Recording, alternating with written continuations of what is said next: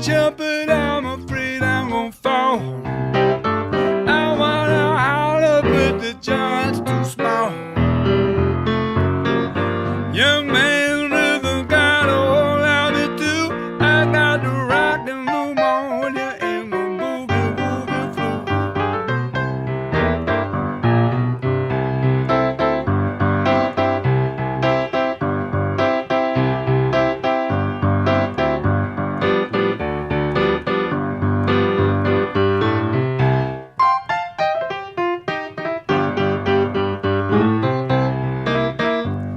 Cool, are we on? Welcome everybody to the one finger at a time piano lesson. Number 370 million, seems like at this point. I think it's 8. Up to 8, are we? Wow. Well, we've covered quite a lot of ground, and as I said, for those of you who are following this, first of all, thank you, and thank you for your generous donations. The idea here is for a series of little short programs that perhaps can open the doors and give you a peek into some of the mysteries of music and the interesting parts of music, the stuff that's under the covers, and give you two things really: stuff that you can just learn parrot fashion just to play for fun, and then also some of the information about why these things do what they do, which when married with the other stuff hopefully gives you sufficient information to then work stuff out for yourself, because that's really when you start playing. But I'm dedicating this one to my nephew Finn, who might be watching in England, who's often playing the piano at home when these things come up, and he's really good and has a handle on this kind of stuff. And I think today we're going to have fun and make a bit of a breakthrough, and we're going to play the riff, the famous riff. Ooh, the famous riff. Check it out.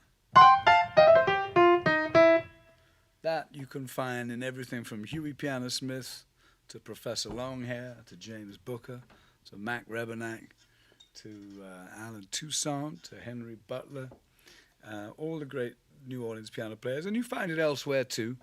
It's not something that they take away from you and the minute you exit Orleans Parish. They just stumble across it everywhere else, but it really is associated with New Orleans piano. And we're going to learn it in the context of a famous old New Orleans rhythm and blues song called Rockin' Pneumonia and the Boogie Woogie Flu, which was a tune that Huey Smith had a hit with. He then tried to follow up on the hit, capitalizing it by recording another one along a similar vein, and that was called Tuberculosis and the Sinus Blues. It wasn't quite as big of a hit. But the bulk of this song you can play like this. Play C. Remember, we've talked about C. We know where C is. It's to the left of these two black notes. And play the chord of C. Now play in the bass C, and to make it sound bigger, do the thing with the little finger and the thumb. You get used to playing this octave, and as I say, you can play it there.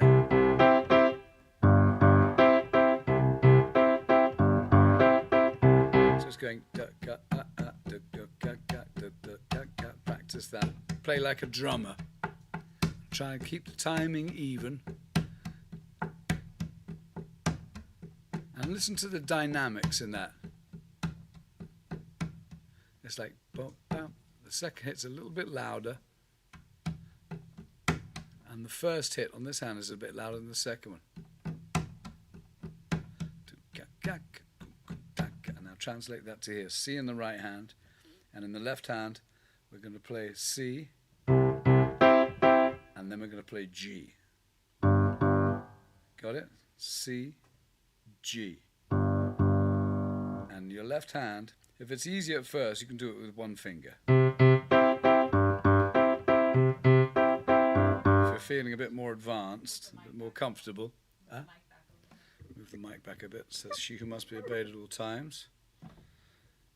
If you feel a bit more comfortable with it, get used to playing the octaves in the left hand. And really, if you see I'm pulling all my other fingers, usually I'd play it like this. These fingers just don't do anything. They sit on the top, and it's the thumb and the little finger that sound. To make it easy for you to see, I'm just going to withdraw that part of my anatomy from the picture.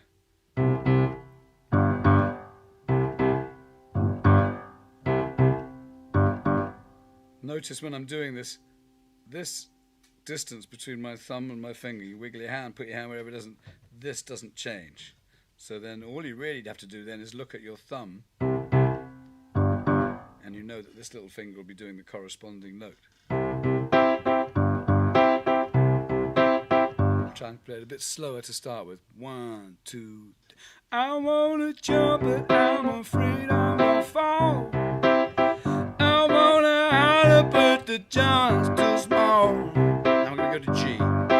Young man rhythm got a hold on me too. I got the rockin' pneumonia and the boogie woogie flu. Say a prayer for me, I think I'm lying. If the boogie woogie kill me, then I don't mind dying. But I wanna ball, so what can I do? I got the rockin' pneumonia and the boogie woogie flu. C. Do it again. C. And then G. And watch what happens with G. See that? You're going to G, you're doing the same thing, relatively speaking. This time when you're playing in the chord of G, the second note on the bass is a D here. Same thing with the octaves, or with your thumb, or one finger. Right now I'm going to continue playing this just with one finger, because I don't want to complicate this for beginners, because this is a good, simple thing you can actually learn to play, and you've basically got the whole song. It's only 2 chords, and it's a quintessential New Orleans R&B tune. This is its most basic form. When you've played it for a million years, like me, then you stretch out and embellish, and I'll show you that in a second, what that can sound like, but let's not stray from the path.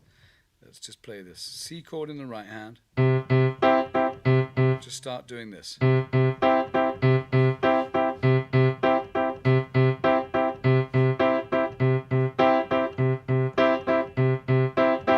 then do this one.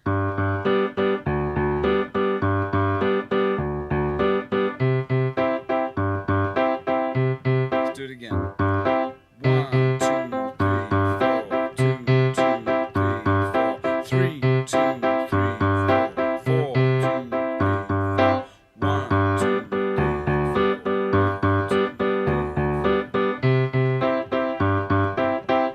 4. Start again. You told me, son, you're living too fast. Well, now one more rock is gonna be your last. But I wanna ball, so what can I do? I got the rockin' pneumonia and the boogie woogie flu.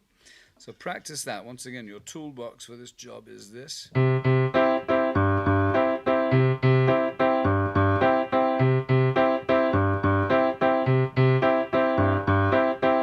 then this. G. And then back to C. So it's C and G. And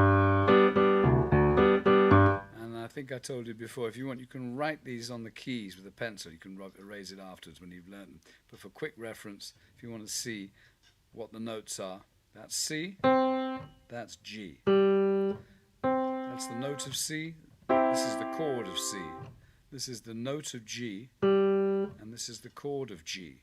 Or to give it its full name, G major. And when you play the key in the key of C, then you want to play, being a piano, you can play bass and rhythm. So we're playing bass and rhythm. Very simple. This groove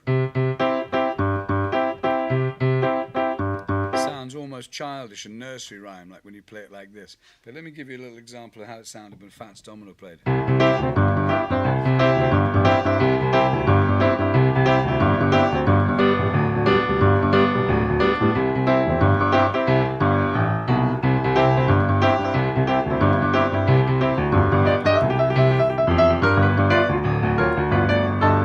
Professor Long here.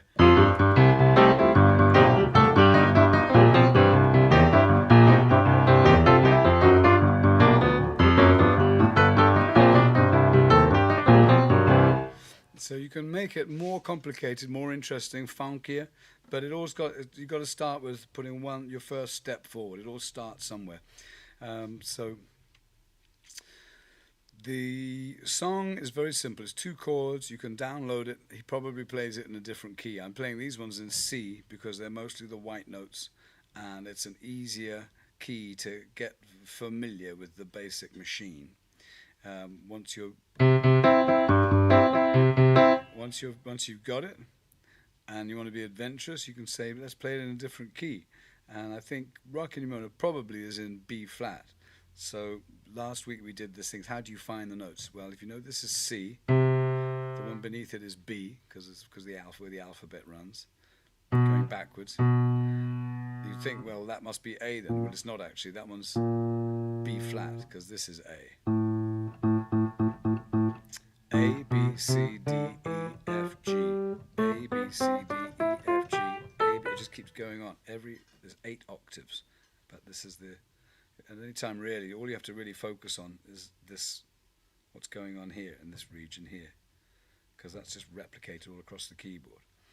So the great thing about this tune is the riff, and I'm going to show this to you. Now this is a good thing to learn to play, because up till now we've been using each hand as a percussion instrument, playing basic stuff like, you know, and we play it Ain't No Sunshine When She's Gone. Ain't no sunshine when she's gone. Everything we've done so far has been using a fairly static chord. What we're going to do right now is break up some stuff in the right hand and start to use your fingers. C. Play a C chord. C major. Okay, let's play the first inversion of that chord. Still a C major. It's just this time the 3 notes. Of the 3 notes, the C is at the top, rather than this one here where it's at the bottom. See that? So now go to the next inversion of C, and now we're going to expand the chord and make it bigger. Play there, start with your thumb there, just play that chord, and hold your fingers there, and then just play an octave in the left hand so it sounds nice and full, and then play them together. It's actually a really nice combination of notes for a C chord. There's infinite numbers of ways you can arrange these notes across the keyboard, but this is a good one. And we're going to add to it, now playing this note with this finger, and then we're going to add the little finger on top.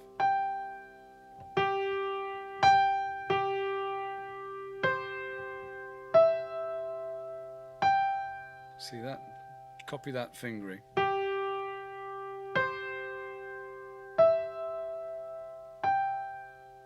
So we're playing a C chord, and it's fully fleshed out. Now you're really giving a nice strong body, because really we're playing a C triad, but you have 2 G's, a G on either side. And this is a really good way of voicing chords in New Orleans rhythm and blues, and I'll show you why.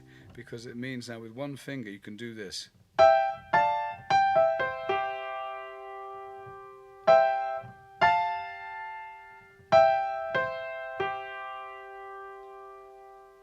If you want to embellish, we'll look at this in more detail, but check this out.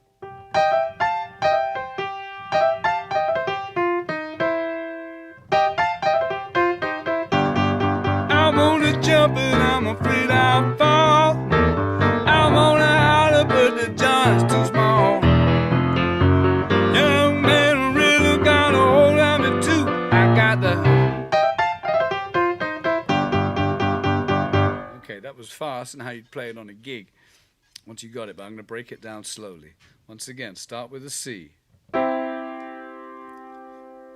Play the first inversion of C. Now play the second inversion of C. And then use your little finger here and add add another G on top, make the chord sound as full as you can with one hand. And now, the strongest tools in your digital department on your right hand are this one and this one. But for this chord, we're going to use the weaker fingers because they're at the top and they can reach this naturally. And this little finger's not doing anything. Feel free to take a pair of scissors and cut it off there. Once you've stemmed the flow of blood, you'll find it's probably a bit easier to play this this particular chord. Here it is. Just play the chord by itself. C. Now go.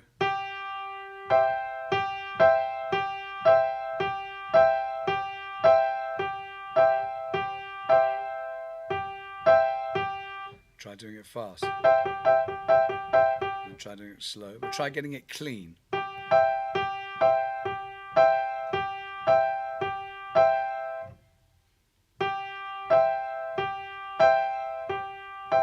And now, as you're doing it, just add one little detail. With this finger, slide it off the black note immediately before.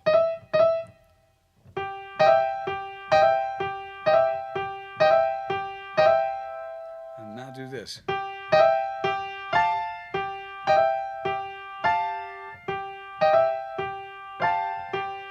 can lose this finger, not literally lose it, don't chop that one off as well because then you'll be in real trouble. You can just lift this one off because what we're really dealing with is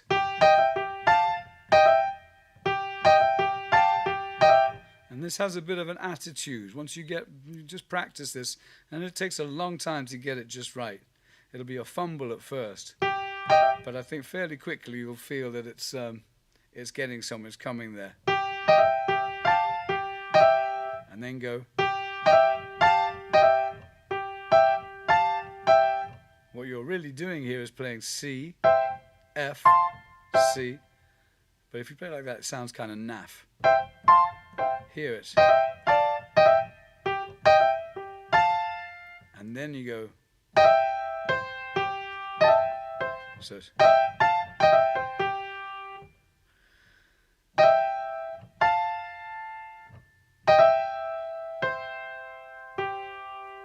And the idea is that you shouldn't have to move your hand or your fingers that much. You've got to try and make it as graceful looking as possible.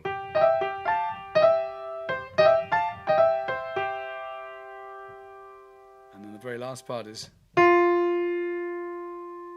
your thumb and then slide once again. You're sliding off that E flat. And what we're doing, I mean, we talked about this before, what you're doing is playing a C minor chord and then very quickly resolving it to, which is like going from a sad story to a story with a nice happy vibe at the end of it. Because you're doing it quickly. Your ear hears it and it registers what that was, but it's quickly buried underneath the nice chord there, but it's still lying beneath the surface some disquiet, something not quite right. And that's a tool that you can play with in the blues, because you're always mixing these two different flavors up, and the amount that you do it and the way you do it really largely states what kind of a piano player you are, and to have mastery over that is something you can spend your whole life doing. You set ideas, you print small ideas in the brain that linger there even after you've moved on to another part of the song, and it's just a part of it, goes to create a rich part of the telling of the story that you're telling, but it's so quick, and you're doing it here too on the top. That's the minor chord once again. Listen to it all together.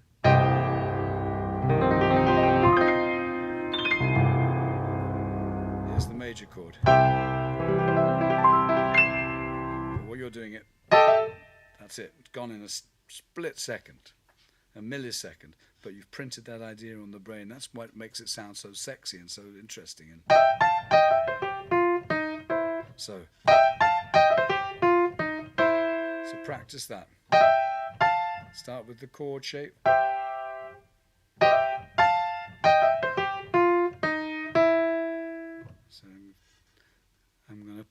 bit of Rockin' Pneumonia, stripped down, very basic and very slow. And I'm going to add some of the few little things that join the bits up. So watch carefully, because it's things we already know about.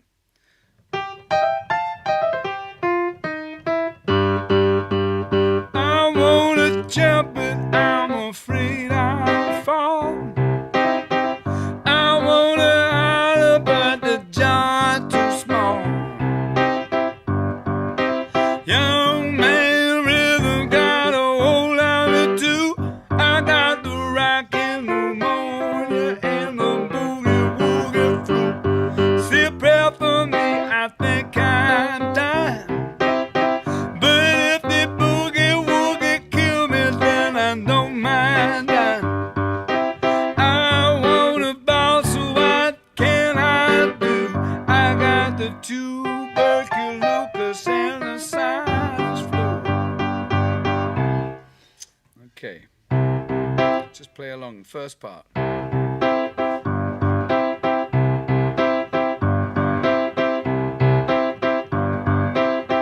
Change it to G.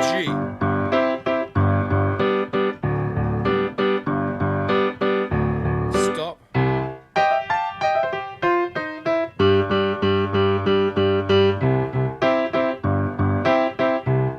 Same thing again.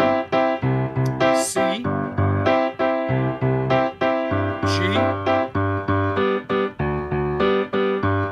stop, riff.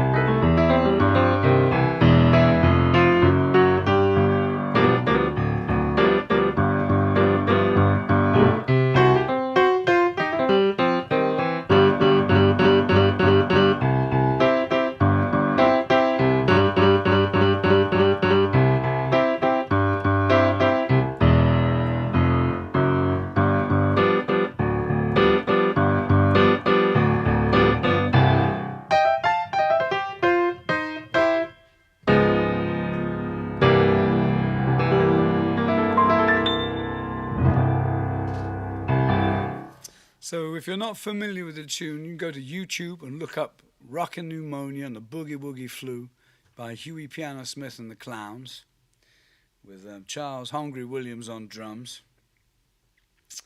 And just get familiar with the tune. It's fun, the way they play it. I'm on a jump and I'm afraid I'll fall. I'm on a holler, but the joint's too small. I'm in a rhythm, got a hold of me too. I got the rockin' pneumonia and the boogie woogie flu. It's very similar to old man rhythm getting in my shoes. No point sitting, just singing the blues. So be my guest, you got nothing to lose. Won't you let me take you on a sea cruise? If you type in Sea Cruise by Frankie Ford and think there's a similarity, there is, because it's the same band. They just took Bobby Marchand's voice off and put Frankie Ford's voice on because they thought they'd sell more records that way. But it's the same band, and it's the same basic groove. I think they probably played it in B flat, so it sounds more like this.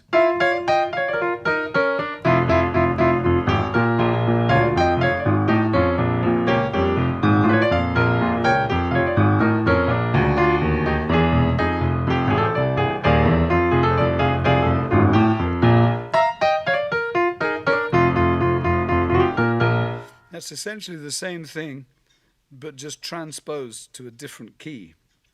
And I think for the time being, you don't really need to worry about that. But if you're more advanced, you can experiment with taking that same riff. The point of this whole lesson is this simple, what's called rhythm playing, where you're just playing sufficient sort of nuts and bolts of the song to accompany a singer, which is the song basically. You're just providing a support, a bed which has the rhythmic information and the chord information, and in this instance is very simple, which is good because it swings better that way, and you can actually get some pretty good results. Once you've got practices, you can't do it without practice, and you can wind this thing back and stop at any time, and if there's a bit where you get stuck, and just try it out. The important thing here is for you to first of all learn what it is you're supposed to be doing, and then the next thing is to play it enough to the point where you can get it to swing without stumbling too much. And don't be put off if you stumble at first, but the idea is to get to the point where you can make it swing so that the tempo is kind of even and you get this nice lilting.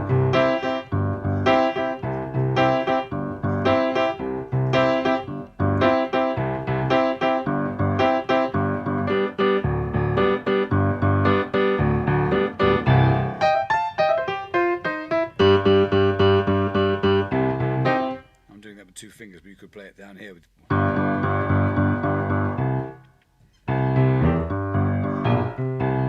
these things come in later on. It's more complicated.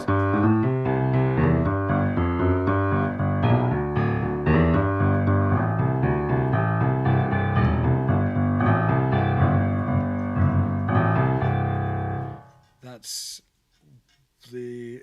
one of the later stages of the sort of the evolution that happens when you get these basic building blocks under your belt and start to embellish them, so then you can do all sorts of interesting things, and I can demonstrate them,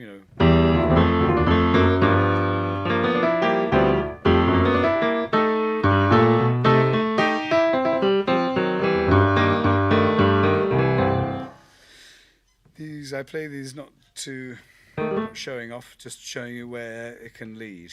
Give you a little tantalizing carrot. A tantalizing carrot. There's a thought. It's a good song name. Yeah. Good name for a band. You can play, once you've learnt this in C, play it in G. It's exactly the same relative position of all your fingers, just move to a different position and do it in an F.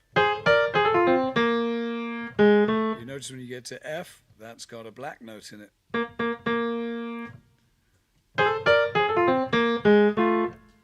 As you go deeper into that world of flats and sharps, you get more of them. So we go B flat, E flat, it's got 3 of them, A flat's got 4 of them. Stick to the simple stuff first of all. So here it is, one more time before we sign off. C.